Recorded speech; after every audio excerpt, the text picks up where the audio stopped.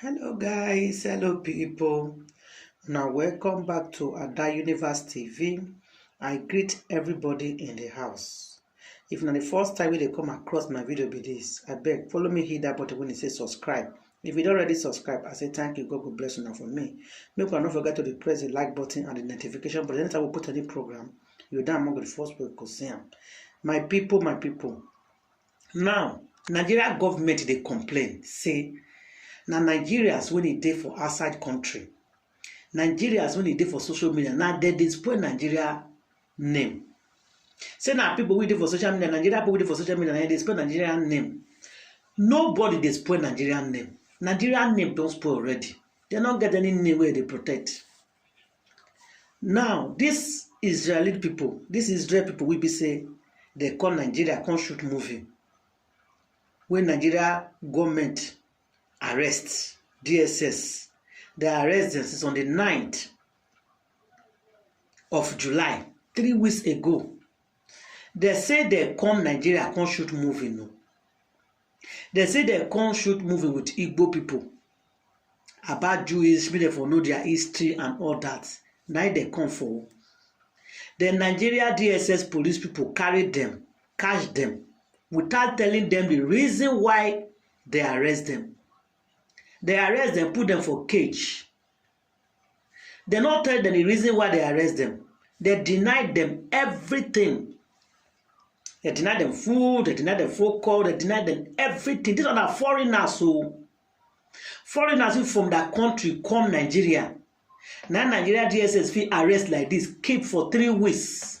Deny them everything. What about the people who they live for Nigeria as a Nigeria citizen who will speak for them?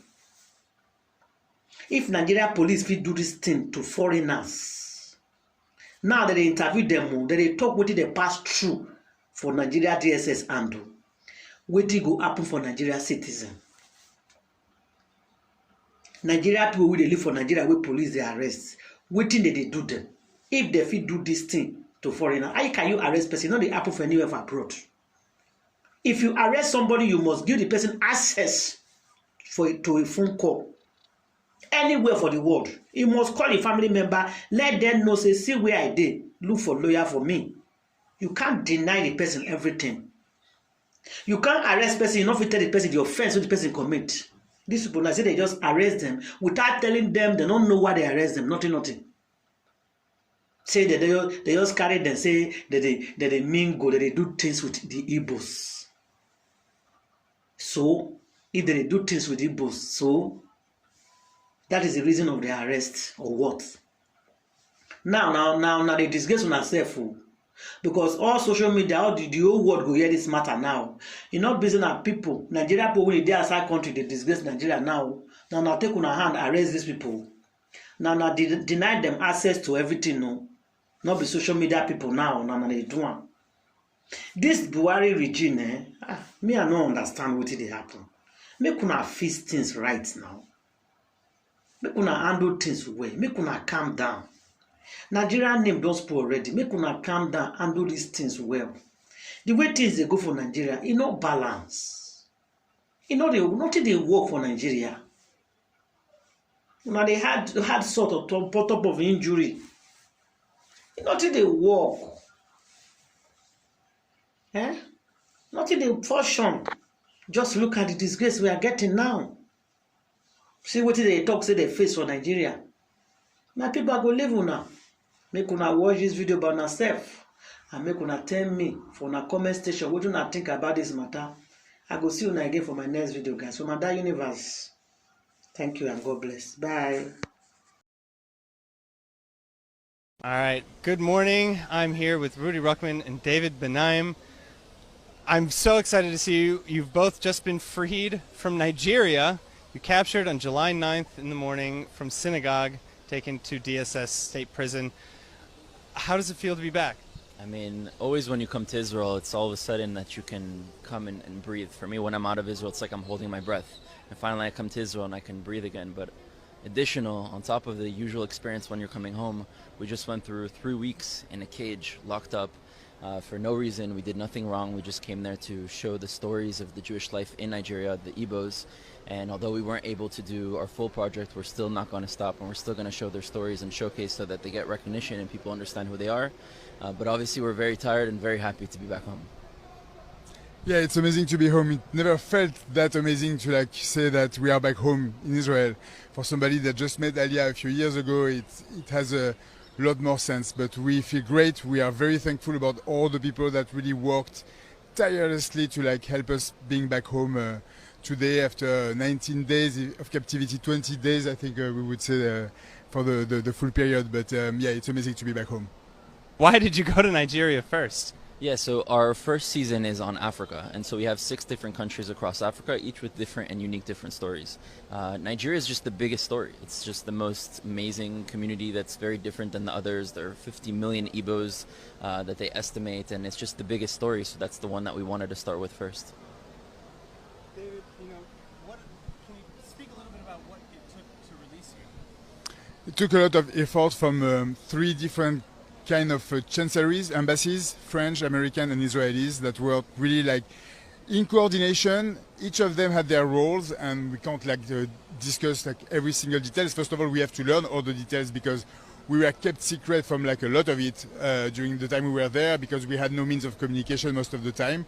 The families were really like involved in back channels to be able to like help us get out.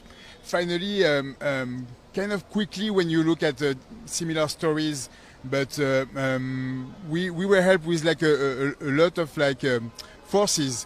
One of the forces that I would like to mention particularly that was able to provide food for us and a lot of emuna, a lot of faith all the time, is the Chabad of Nigeria. Israel Uzan was there from like the 5th or the 6th day of captivity, helping us, bringing us food, helping us bring food as well to like one of the women that was held captive as with us. So yeah, it's pretty amazing to know that there is the regular diplomacy and there is the Chabad diplomacy. So that's pretty good.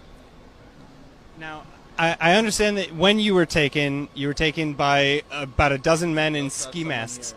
Yes, and now we have Noam. Thank you so much. You are the 3rd person who was taken into custody by the DSS. Thank you for joining us on camera. First of all, how are you feeling, actually? I'm feeling good. I'm happy to be back home in Israel, but it's also bittersweet because we really did want to continue our project, and we really tried every possible way to stay in Nigeria right now and continue with the rest of our itinerary. But unfortunately, it wasn't possible now, but we're not giving up for the future. All right, so what I was asking is, you were taken into custody by about a dozen armed men in ski masks in the morning of Friday prayer. Did you know you were being arrested? No, so they told us that we're being invited and that we'd have a quick conversation with the chief just to clear some things up. We had an idea that it had to do with certain posts that were going viral the night before, that we clearly made a statement that we had nothing to do with such movements, we had nothing to do with any sort of separatist things. And they told us we would go for a quick meeting, take 30 minutes, we'd come back to our hotel. In fact, all of our stuff was open in our hotel rooms. We ended up staying there the entire night, and then the next morning they wake us up from sleeping on the floor. They stuff us back with the black ski masks at gunpoint into cars, and they took us 9-hour drive to Abuja, a very dangerous drive, just swerving and speeding all over. And then we find ourselves 20 days locked up in a cage over there, and at no point were we actually even arrested. Like they didn't tell us they were accused of something, they didn't tell us you're officially arrested of something, and their status of invited is what allows them to not allow us to have a lawyer, not allow us to have a phone call, not allow us to have any rights, because we're there at our own will. But several times we try to say, okay, so if we're here at our will, then let us go. And they said, no, if you go, then we'll stop you. And we tried a few times, and they, again, jumped on us and threw us back into the cage. There's actually one time that me and Noam put our tefillin on and just walked out to the lobby and started like saying, we're innocent, let us out. We made a scene for all the people there, even civilians that were walking into their headquarters. And 10 people came on us, threw us back into the elevator, and threw us back into the cage. So we really tried to do everything to get out. But I didn't have my phone the whole time. I didn't have a phone call the whole time. I didn't speak to my family. I didn't speak to anybody. So, the first 5 days were the hardest because we didn't even know if people knew about us. We didn't even know if people knew we were gone. We didn't know what was going on. It was just one moment where we're there with the community. The night before, we were really like having a sort of meeting with everyone. We're talking or going up like late and discussing, and then the next morning all of a sudden we find ourselves in prison. So I want to know, you mentioned Chabad, David. Do you have any other maybe special words to say to the services that they provided you? Andrew, I want to hear from you a little bit more as well. Sure. So our initial hope when we were in the dark, not knowing if anybody knew what had happened to us, was that reaching out to Chabad was going to be our only way of letting them know that we were actually being detained, and then that the word could spread that way. So, we were adamant that we really were not going to eat anything other than, some bread that they gave us for the first 5 days until we got kosher food. And I think that had a big role in, keeping our morale up and making this all worth something in the end. So, what's next for We Were Never Lost, I should say, because I understand that even though your visa has not expired, you're not returning to Nigeria anytime soon. Yeah, I mean, we still hope to at some point go back to Nigeria. We understand that right now, due to the circumstances, maybe with this regime we won't be able to. But we do have a decent amount of footage. We can still tell a story. There are ibos here in Israel that we can document. There are other ways of getting the story out. And the point is not just to make a film. The film's point is to get this story out for people to recognize and for their stories to be told. So there are many ways of doing that. We're going to find the way, and there are other countries we still need to go to in Africa to finish the season, and we're going to be doing that. And We Were Never Lost is not a one-trip story. It's 6 episodes each season for a different continent every time. So we really are going to do Africa, finish all the different countries we want to visit in Africa, discover all these communities that are lost to our consciousness, and then we are going to go to Asia, South America, Europe, and the Middle East. And so we are going to make We Were Never Lost something that's very important for the Jewish people and for the world to know about the Jewish people all around the world. So, if we can continue, if you don't mind, I'd love to know, I want to get into a little bit more depth. First of all, you mentioned that your treatment was inhumane. We heard rumor that one of you was injured and needed... Yes. We were not captured in the synagogue. Oh, not in the synagogue. We're getting ready from our hotel room, and they just said, you have to come downstairs. There's police downstairs. So we were just getting our stuff ready. Our bags weren't even yet closed. We go downstairs, and all these men with guns, actually, it's ironic, they had tavors, Israeli guns, and they had black ski masks, and their chief, who's named Casey, comes and says, don't worry, everything's good, you're invited, you're not arrested, you're just coming for a quick little interview, and everything's going to be done within 30 minutes. And, for us, we didn't want to cause any problems, so we went, and, we found ourselves for 20 days locked up. I want to add quick that, when we initially were taken in, we were very calm because we understood that there was a miscommunication that happened. And coming from Israel, we can understand if a country is going to take their national security seriously. But we figured once we go in, explain our story, show them our footage, it's going to be cleared up very quickly. And that's when we didn't get any information. They just continued to hold us there. After the investigation finished, we were just continually held with no reason, with no understanding of what was going on. So I understand that one of you was actually let go. I believe it was you for medical treatment on condition that you be returned. Yeah, and I was returned many times. So I was taken under the custody of the French embassy, locked for a few days, but I had to go back many times for interrogations. And every time I had to go back to the DSS headquarters, my heart was beating very hard, and I had no idea if I was going to be held again, if I was able to see the boys. It was every single time a very, very emotional and strong moment to return to this facility. It is a prison, it is jail. It's something where you know that you won't have access to diplomacy, to people. So returning there was always an exercise that's I don't wish anyone. May I ask what constituted their version of I guess their treatment and their interrogation? What were they looking for? What were they asking? Well, the thing is, there's a movement in Nigeria trying to free the South, that's what they call it. They call it Biafra. There was actually a civil war back in the 60s and they failed, and so a large portion of the Nigerian population are called Igbos, and prior to the British they were actually separate. They were their own people, and the British kind of united different ethnic groups and created a country called Nigeria.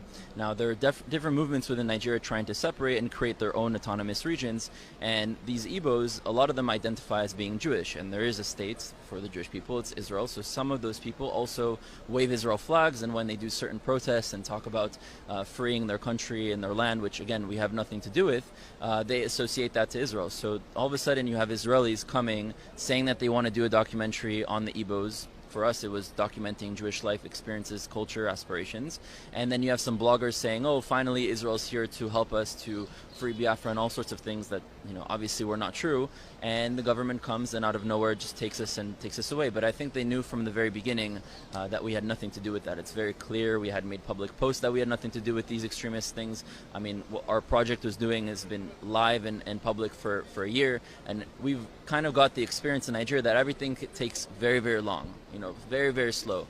And it just so happens that everything on Friday morning, very early in the morning, we were taken, and, you know, things happened very quickly. So in our opinion, it was an attempt to silence the voices and the stories of the Igbos, to not allow us to do our project. And it's unfortunate. If we had seen it, you know, when we look back in hindsight, maybe we shouldn't have posted that we were there in the first place, so we could actually capture this video. But no one could have seen that this would happen, and we'll make sure not to do that again. But in terms of the inhumane conditions, I mean, I can tell you we were put into a cage that was like a round room that you can maybe take 3-4 steps in each direction. That's how small it was. We slept on the floor. There were like bottles of urine from previous inmates that had left there that couldn't go to the bathroom.